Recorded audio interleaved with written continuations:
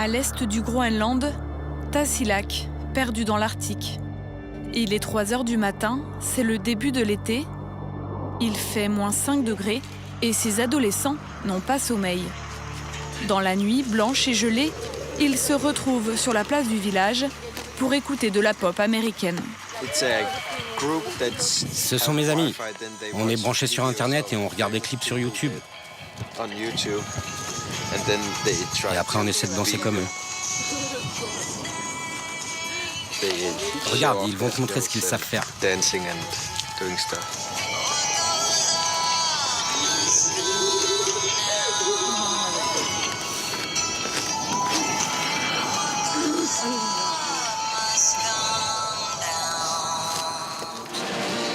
Leurs parents, eux, passent la nuit dans la moiteur du bar du village. Sur des airs de rock groenlandais, leurs pas sont plombés par l'alcool qui coule à flot.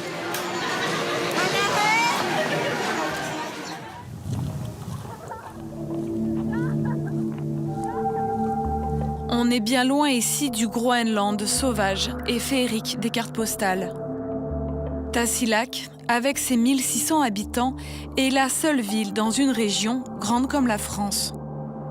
Il y a encore un siècle, les habitants, les Inuits, vivaient ici en autonomie grâce à la chasse et à la pêche. Mais ce mode de vie a disparu quand les colons danois ont décidé de sédentariser la population pour fonder une ville. Routes, écoles, dispensaires sont arrivés en même temps que la société de consommation. Mais le chômage s'est installé. À Tasiilaq, désormais, les Inuits ne dépendent plus de la nature, mais des aides sociales versées par le Danemark. Chaque début de mois, c'est le même défilé devant les distributeurs de ce supermarché où nous retrouvons Benjamin, le danseur noctambule. Les gens là, ils retirent leur argent. Et après, ils vont faire leurs courses. Ils achètent beaucoup trop d'alcool. Ce soir, tout le monde va boire de nouveau, c'est vraiment pénible. De l'alcool caché derrière ses rideaux pour tenter de diminuer sa consommation, qui fait des ravages. Chômage, crise identitaire, isolement, autant de facteurs qui plongent les Groenlandais dans le désarroi. Tiraillés entre tradition et modernité, les jeunes sont les plus fragiles.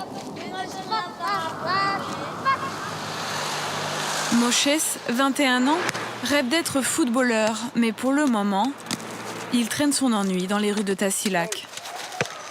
Sans métier, il vivote grâce aux 150 € mensuels que lui alloue le Danemark.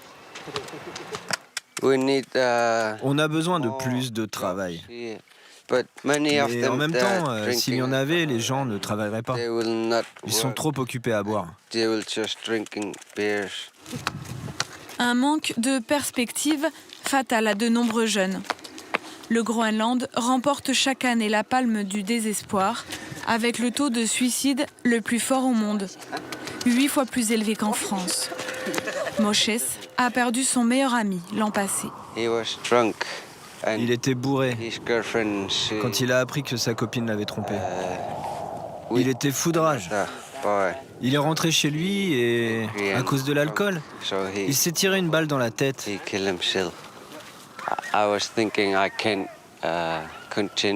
me suis dit que je n'arriverais plus à vivre, que j'avais tout perdu. J'ai pleuré tous les jours. Parfois, je vais au cimetière, je pleure, je lui parle.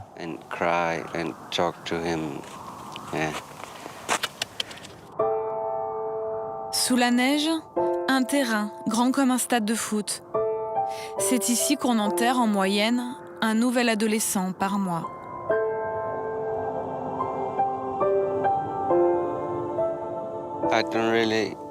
Je ne me souviens plus exactement où est sa tombe. Elle est là-bas, je crois.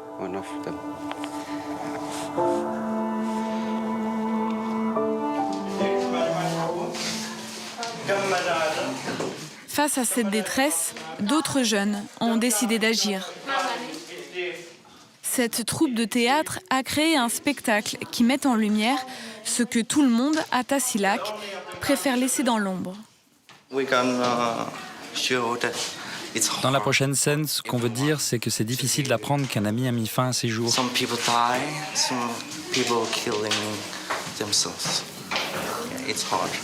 On va vous le montrer.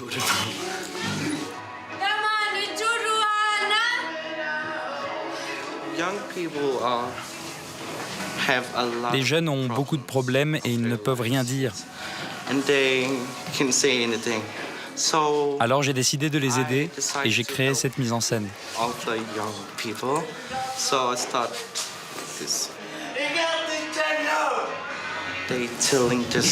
Ils racontent simplement leur vie. Vous voyez, ils pleurent en exprimant toute leur souffrance. Des scènes qui vont jusqu'à révéler le plus grand tabou du pays. Beaucoup de jeunes sont victimes d'abus sexuels. C'est le plus gros problème ici. Près d'un tiers des jeunes Groenlandais a connu une agression sexuelle. Un drame, souvent lié à l'alcoolisme, qui se joue dans l'intimité des familles et qui explique en grande partie l'épidémie de suicide. Le théâtre permet alors d'expurger les traumatismes. Au début, on est toujours un peu timide. Mais en fait, ça fait du bien. Ça libère. Oui, on se sent plus fort. J'ai bien cru que j'allais sombrer quand j'ai appris ce que mon frère a fait. Parce que je me suis retrouvée toute seule. C'était terrible. J'étais inconsolable. Heureusement que j'ai trouvé ici du soutien. Joelsin, 16 ans, est la petite sœur du jeune qui s'est suicidé l'an passé, le meilleur ami de Moshes. Comme chaque après-midi, elle retrouve ses amis du théâtre. Ils vont dans l'un des rares lieux de Tasiilaq où les jeunes peuvent se mettre à l'abri, autant du froid que de leurs parents.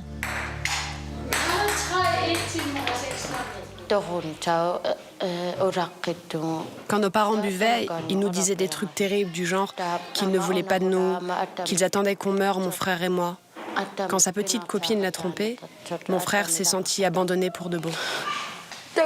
J'ai beau aller sur sa tombe, ça ne me console pas. C'est terrible, mais ce chemin du suicide, on a tous été tentés de le prendre un jour. Face à cette tentation du pire, le théâtre offre à ses adolescents une nouvelle donne.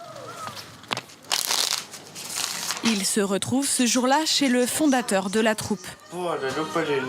Rejeté durant son enfance à cause de son apparence féminine, Eno, 17 ans, assume aujourd'hui pleinement sa différence. Dans sa chambre, des posters de stars américaines qui lui ont inspiré son rêve de devenir un jour comédien. Je veux être une star. C'est mon rêve. Ici, c'est ma motivation. Je rêve de décrocher un Oscar. Les seuls à soutenir ce projet de théâtre, ce sont les parents d'Eno. Ils ont grandi dans les traditions et la pudeur, mais se félicitent de voir qu'aujourd'hui, les jeunes lèvent enfin le voile. Je trouve qu'ils ont beaucoup de courage de revenir sur tous ces traumatismes. Ils s'entraident, c'est une bonne chose. Je suis sûre qu'ils peuvent faire baisser le nombre de suicides. Un soutien d'autant plus crucial que les psychologues ici, comme dans le reste du Groenland, sont rarissimes. Le pays, qui compte seulement 57 000 habitants, manque d'effectifs. Quand un jeune perd l'équilibre, il est accueilli dans cette maison où une dizaine de personnes, formées sur le tas, tentent de lui venir en aide. On a bien un psychologue qui vient chaque mois de la capitale, mais il reste 2 ou 3 jours. C'est court. Ces éducateurs essaient de rétablir le lien entre parents et enfants, souvent brisé. Les parents ont beaucoup de mal à éduquer leurs enfants. Quand ils n'ont pas bu, ils les gardent beaucoup trop et les surprotègent. Et dès qu'ils ont bu, là, ils les oublient complètement.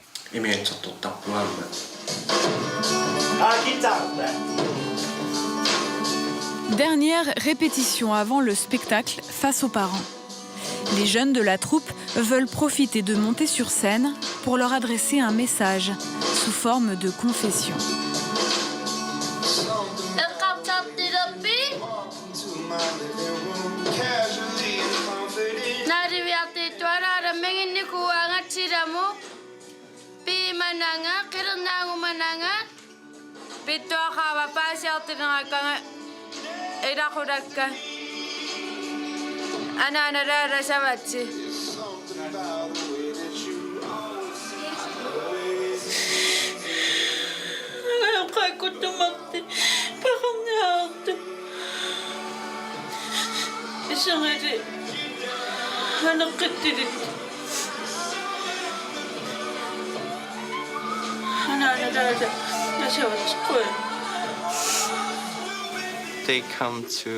Nos parents sont en vie, alors on se doit de leur dire merci. Merci de m'avoir mis au monde.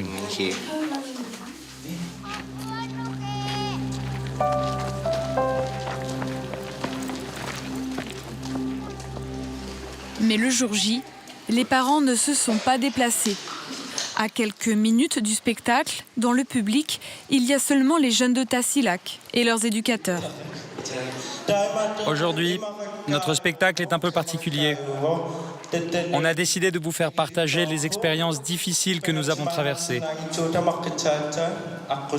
C'est la première fois qu'on en parle.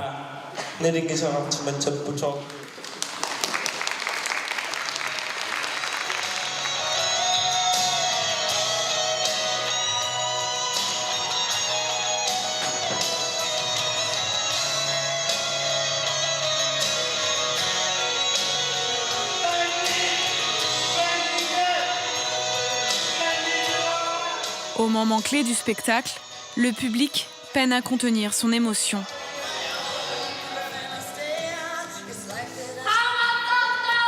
La représentation s'achève et derrière les larmes des jeunes comédiens, il y a la fierté d'avoir brisé le silence.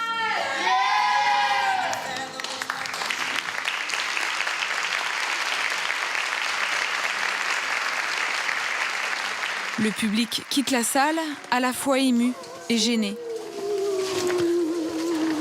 Dehors, les sanglots rattrapent les quelques mères présentes. Le pari est réussi pour la troupe. Cette prise de conscience mènera peut-être Tasiilaq sur le chemin de la guérison, avec l'espoir pour la jeunesse de se sentir davantage aimée.